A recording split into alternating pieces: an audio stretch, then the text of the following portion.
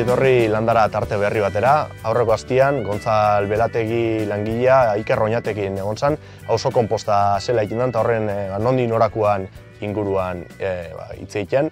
Eta aste hontako tartian gai antzerakoa izango dugu bizpide izan konposta inguruan berba ingo dugu, baina etxian zela inleken konposta irakutziko dozku Jon Toña. Jon Toña Aramaixoko ingurumen teknikaria da, ez? Bai. Eta hori, Jon, ikusten dut trastetxo batzuk ekarri dezula, baina lehenengo eta behin auzo konposta inleke, baina etxian inleke konposta, ez? Hori da. Nolbadean, egiten duguna da udaletxetik bi aukerak eskaini, ez? Segun etxe bizitza tipologian arabera, komenigarria izan leike aukera bat edo bestea, ez? Auzo konpostan kasuan pentsatuta dago gehien bat etxe bizitza tipologian eraikinetan edo pisuetan bizidean jendeantzako pentsatuta dago, eta ordez etxeko konpostajea berez egokiagoa ikusten da hau bezalako etxe bizitza tipologia baterako, baserri edo adosatu baten etxe bizitza tipologiarako, zergaitzik hemen daukagulako aukera lurra eremu handiagoa edo txikiagoa dago, eta bertan horrek aukera ematen digu etxeko konpostajea egiteko, ez? Prozesu berdina da, baina kasu honetan etxe bizitza eremu batera mugatuta. Zeuek, antzula markatu Aramaixon, auzo ezberdinetan izan zaila, ez? Eta banatu dituzue,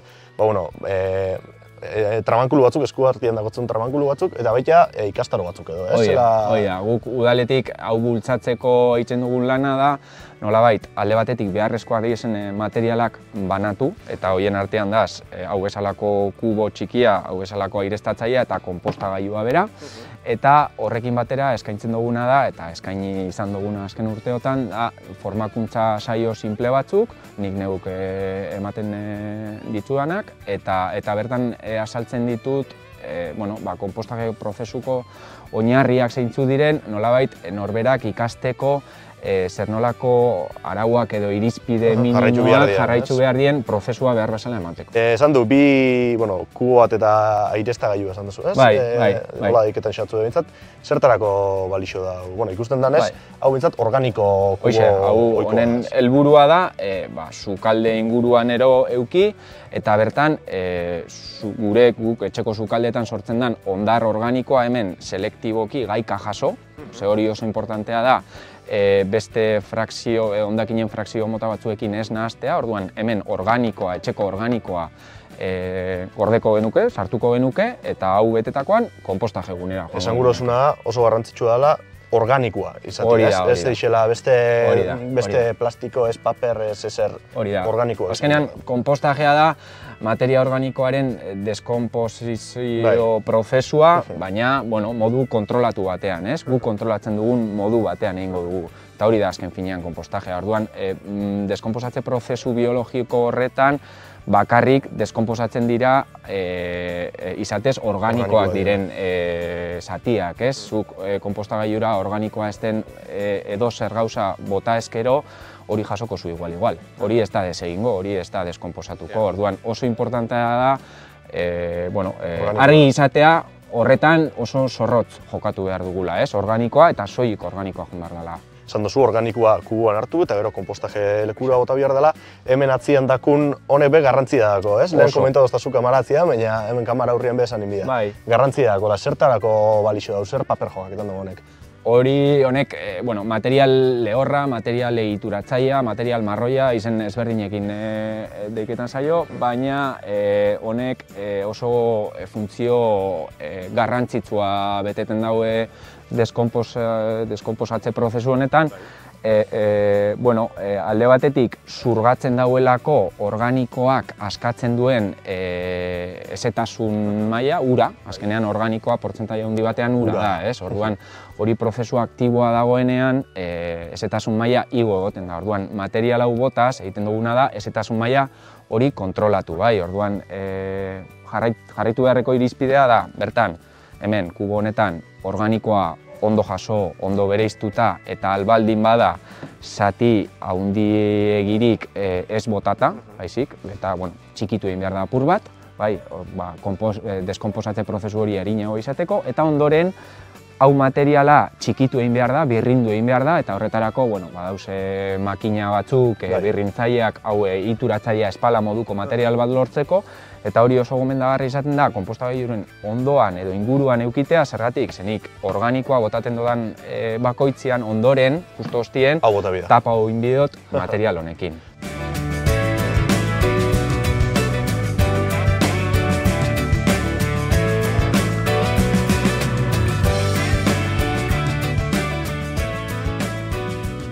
Bueno, Jon, ikusi dugu, organikoa ondo bereiztu bidala, hori da gakuetako bat, material lehor hori izan arrambak izan, material lehorra estalin gaine jarri bida da, ongarri hori, organiko hori estalketako, eta hemen dako dana bolkauta, dana konpostagailu, esan geke, etxian inako konpostagailu batera, zeuek eskainketan dozuena da, konpostagailu bat bera, baina, honen paper... Hau baino txikiagoa, baina paper berdina betetzen dagoena. Eta oin, zein izango zen jarraitu beharreko prozesuko, ze momentutan edo kokatuko ginean. Aireztatzailea gotzu horrezkuan, pepetzen dut horrek bere papera jokatuko dagoela. Jakina, bai.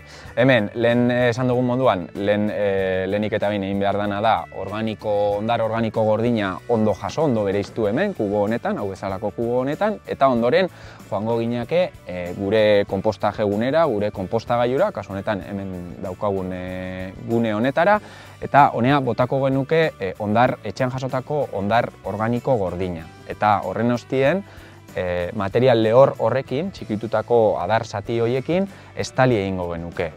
Eta horrez gain, egin behar dana da, konpostajeko prozesuko urratsak behar bezala jarraitzeko, gutxienez, hastien behin, hastien bitan baldin badago be, egin behar dana da hori ondo nahaztu.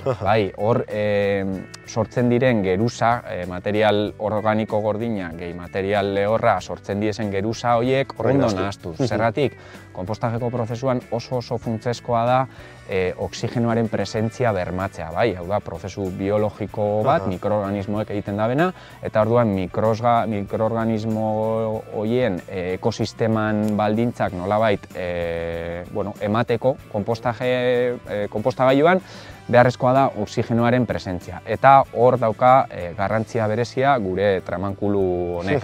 Zergatik hau erabiliko dugu sakakortxos baten moduan, hemen sartzen da, eta egingo duguna da, astindu eta ondo nahaztu. Goiko eta azpiko geruzak haien artean nahaztu daitezen. Eta ondoren, berriro be, estaliko genuke material organiko gordinan biztan gelditu ez dadin, ze horrek normalien erakartzen ditu moskituak, euliak, usaitxarrak, orduan importante da beti azkeneko urratza izan daia hori estaltzea, eta hastien pare bat bider edo eskaintzea denbora bat, 10 minututxo edo, hau dana ondo volteatzeko.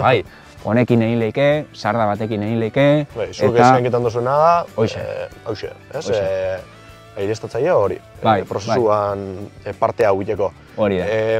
Zenbat denpora gura dau konposta egiten azten den momentutik, ongarri bihurketan dane arte, zenbat denpora irauten dau? Hori erantzuteko ez dau erantzun bakar bat, ez dau formula matematikorik hori kalkulatzeko, baina hainbat faktoren arabera da igaro behar den denbora tarte hori, ez?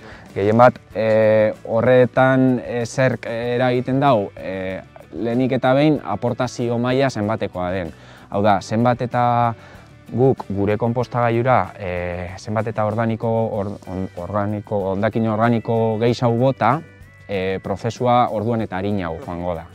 Hau da, zenbat eta gehiago elikatu gure konpostagailua, prozesua azkarrago joango da.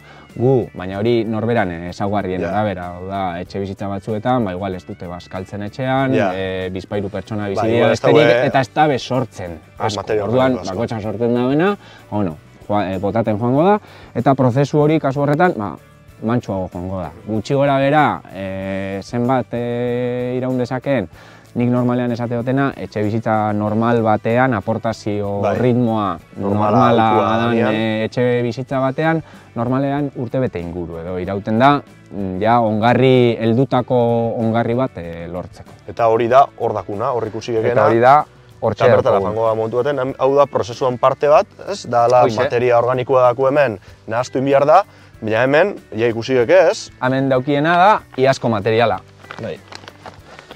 Baltau eskero. Eta hau ja dau, ongarri moura erabiltzeko, Hau da, ongarria. Hau da, ja, gure hortuetan erabili dezakegu ongarri natural oso baliogarria. Bai, eta honen helburuetako bat, behintzat udaletatik edo administrazioetatik bilatzen den helburuetako bat da hondakin organikoa errefusioko kontenedorea ez botatea. Hau da, izan behar gara kapasak, eskala lokalean, eskala txiki batean, kasu honetan etxeko eskala batean, gure hondar organikoak tratatzen, bai, eta horrekin ze ari gara gure hondakinen sorrera murrizten, ez? Kontenedorera bota beharrean, gure ari gara hemen tratamendua egiten, eta gainera ateratzen duguna da ongarri natural bat, gure hortuetan erabilikena, eta da ekonomia zirkularreko kontzeptua gure etxean hondakinera aplikatuta hori da, hain zuzen ere egiten ari garena, ez? Materia organikoaren ziklo hori esteaz, hemendik lortzen duguna, gero ere hortura doaz, eta hemendik urte batzuetara handik jango ditugu frutak, barazkiak, danekoa, ez? Oso ondo, Jon, mi esker prozesua erakusti darren, eta baserri etxe eta danetan, prozesu jarraiketan dauen, bertan horretan gabiz. Materia organiko dana gurera erabiltzeko. Hori da helburua. Oso ondo, mi esker, Jon. Vale,